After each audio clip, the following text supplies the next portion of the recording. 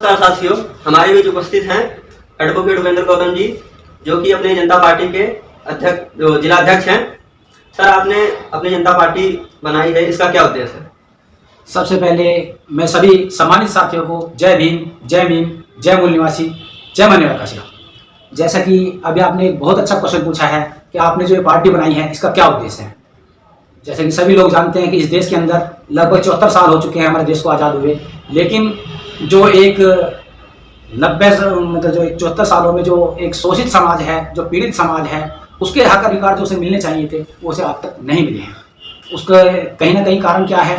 क्योंकि जो भी पार्टियां इस देश के अंदर बनी हैं, चाहे वो बहुजन मूवमेंट को लेकर बनी हो, वो पहले तो बहुजन मूवमेंट को लेकर चलती हैं, लेकिन जैसे ही उनके पास आर्थिक रूप से मजबूती आ जाती है या दूसरे लोग उन्हें प्रलोभन देते हैं तो कहीं ना कहीं वो अपनी दिशा से भटक जाते हैं, जिस कारण जो सही अर्थों में बहुजन समाज को उनके हक अधिकार मिलने चाहिए थे वो अब तक नहीं मिल पाए हैं।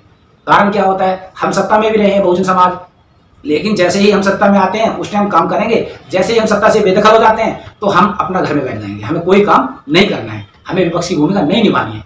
तो आज हम देख रहे हैं कि इस देश के अंदर जो हमारा बहुजन समाज है वो आशा किए हुए है कि कोई हमारे हक अधिकार की लड़ाई लड़ने वाला आए, लेकिन कोई ना कोई भी हमें आज की स्थिति में नहीं लग रहा था कि कोई उनकी हक अधिकार की लड़ाई लड़ रहा है। तो हम सब लोग जो मिशनरी लोग हैं इस पर काम कर रहे थे, हम सामाजिक रूपों से काम कर रहे थे, लोगों की समस्या को निदान करने के लिए काम कर रहे थे। जब हमें लगा कि कहीं ना कहीं अब हम लोगों को भी आगे आके इसमें काम करना चाहिए, क्योंकि हम लोग इस देश के मूल निवासी हैं और मूल निवासी जो इस देश के अंदर होते हैं 90% हैं और 10% लोग बाहरी हैं, उन्हें विदेशी कह लीजिए या मनुवादी कह लीजिए। वो लोग क्या है कि उन लोगों ने हमारे देश की धन धरती व्यापार सब चीज़ों पे 90% कब्जा किया हुआ है, जबकि उनका हक केवल 10% पे है। हमारा हक 90% पे बनता है, हमें केवल 10% ही उन लोगों ने दिया है। इसीलिए हम लोग इस लड़ाई को लड़ने के लिए आए हैं। हमारा पहला उद्देश्य सिर्फ और सिर्फ बहुजन समाज में उनको उनके हक अधिकार दिलाना है। सर, हाल ही में जो प्रोग्राम होने जा रहा है मेरठ जिले में अपनी जनता पार्टी का, इसका क्या उद्देश्य है? जी, आपका क्वेश्चन बहुत अच्छा है। जैसे कि आप लोगों को मैं बताना चाहता हूँ कि हमारी पार्टी मेरठ जिले में मेरठ की क्रांतिधारा से एक सम्मेलन का आगाज़ कर रही है। उस सम्मेलन का नाम है बहुजन हिस्सेदारी सम्मेलन। जैसा कि आप लोग नाम से ही समझ रहे हैं कि बहुजन हिस्सेदारी सम्मेलन, उसका नाम हमने बहुजन हिस्सेदारी क्यों रखा? इसका नाम बहुजन हिस्सेदारी इसलिए रखा गया है क्योंकि इस देश के अंदर, हमारे देश के अंदर 74 साल हो गए बहुजन समाज को, क्या इस पूरे देश को आज़ाद हुए, लेकिन बहुजन समाज जिसके हक अधिकार रखता है, जो उसके हक अधिकार होने चाहिए, उसको आज तक नहीं मिले हैं। उसका कहीं ना कोई कारण है। कारण क्या है कि हमारा समाज आज तक कहीं ना कहीं सही रूप में इस देश के अंदर सत्ता प्राप्त नहीं कर पाया है। सत्ता प्राप्त हमारे बहुजन समाज ने की है, यूपी के अंदर की है। कुछ लोग, कुछ पार्टियां जो हमारी पार्टियां बहुजन समाज की आई हैं, उन्होंने पहले वो मूवमेंट को लेकर चलती है, बहुजन मूवमेंट को, लेकिन आने वाले समय में वो धीरे धीरे जैसे वो धन मोह माया में आ जाते हैं तो वो कहीं ना कहीं अपने मिशन से भटक जाते हैं। और जो बहुजन महापुरुषों का मिशन है, जो कारवा है, समतामूलक समाज बनाने का जो कारवा है, वो कहीं ना कहीं रुक जाता है। और आज की स्थिति बिल्कुल ऐसी है कि बहुजन समाज से मतलब है इस देश के अंदर SC, ST, OBC और माइनॉरिटी में जैसे मुस्लिम हो गए, ईसाई हो गए, सिख हो गए, बौद्ध हो गए, ये सभी लोग आते हैं जो इस देश के मूल निवासी हैं।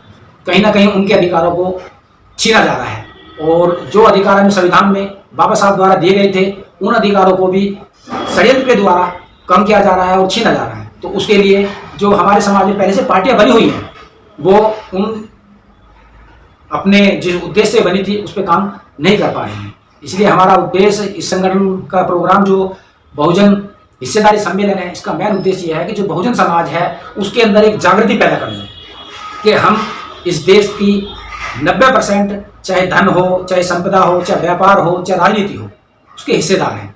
वो हम इस देश के मूल निवासी हैं, उस पर हमारा अपना अधिकार है, वो हमें मिलना चाहिए।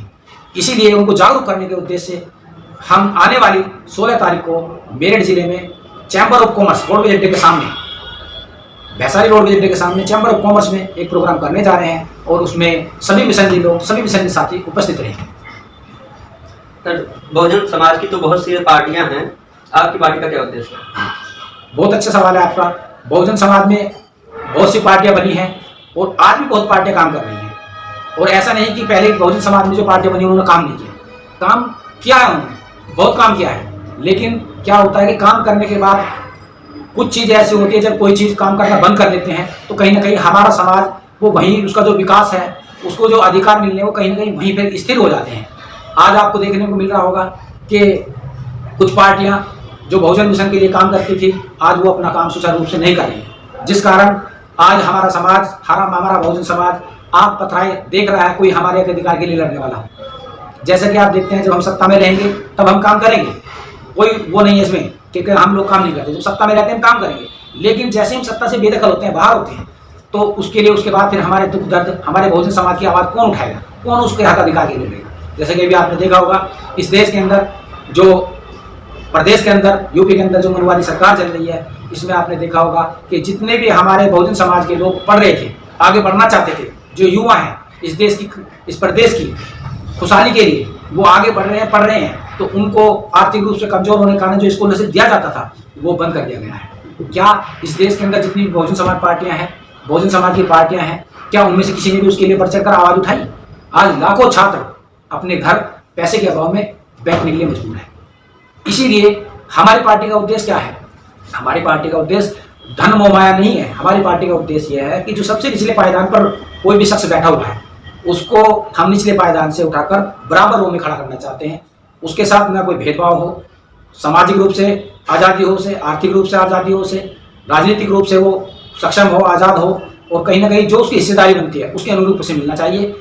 इस देश के अंदर जितनी भी पार्टियां हैं वो स्वजन के लिए काम कर रही हैं, बनती हैं बहुजन के लिए, लेकिन बाद में स्वजन के लिए काम करती हैं। अरे भाई, हम पूछना चाहते हैं, इस देश के अंदर स्वजन समाज के पास तो पहले से ही 90% हर चीज़ का है। चाहे आप व्यापार में ले लीजिए, चाहे आप रोजगार में ले लीजिए, चाहे आप जुडिशरी में ले लीजिए, चाहे आप राजनीति में ले लीजिए, हर जगह, चाहे आप धन में ले लीजिए, धरती में ले लीजिए, हर जगह जो स्वर्ण कास्ट है उनके पास 90% है। और आज हमारी जो बहुजन समाज की पार्टियां होती हैं वो भी उनके लिए काम कर रहे हैं, तो हमारे जो बहुजन समाज के लोग हैं उनके लिए कौन काम करेगा? इन्हीं चीज़ों को देखते हुए हम लोग उनसे डिफर राजनीति लेकर आए हैं। डिफर क्या है हमारे अंदर? क्योंकि हमारे अंदर जो भी लोग इस पार्टी के हिस्सा हैं, जो मुहिम है, उसमें वो मिशनरी लोग हैं। तो मिशनरी कैसे, आप कहेंगे मिशनरी लोग कैसे हैं? मिशनरी लोग वो इस तरीके से हैं क्योंकि उन्होंने कहीं ना कहीं 10 से 20 साल से और 15 साल से वो लोग मिशन में, यानी बहुजन समाज को आगे बढ़ाने के लिए सामाजिक रूप से काम कर रहे हैं। और आज उनको आवश्यकता लगी कि नहीं, कहीं ना कहीं हमारा समाज भटकाव की ओर है, तो उस भटके हुए समाज को एकजुट करने के लिए, सही रास्ते पर लाने के लिए अपनी जनता पार्टी का उदय हुआ।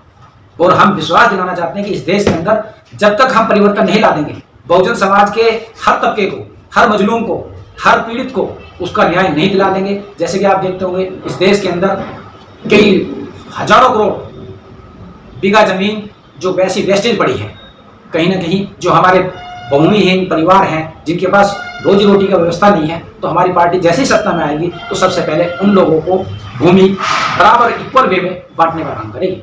जब उनके पास भूमि होगी उसके बाद जो हमारे समाज यानी बहुजन समाज के लोग बेरोजगारी में घूम रहे हैं, उनको रोजगार मुहैया कराने का काम किया जाएगा। आप देख रहे हैं जितनी पार्टियां हैं, उन पार्टियों की वजह से जो बहुजन समाज की पार्टियां हैं, सारा जो इस देश का एक ये कह लीजिए जो गवर्नमेंट एम्प्लॉयमेंट होता है, जो गवर्नमेंट एम्प्लॉयमेंट प्रोवाइड कराती है, जो फैक्ट्रियां हैं या जो मैं ये कहता हूँ जो ऑर्गेनाइजेशन हैं, तो उनको प्राइवेटेशन की ओर धकेला जा रहा है। जब वो प्राइवेट हो जाएंगी तो क्या बहुजन समाज का जो ये कहिए जो आरक्षण है, क्या वो सीमित रहेगा? क्या उन्हें मिल पाएगा?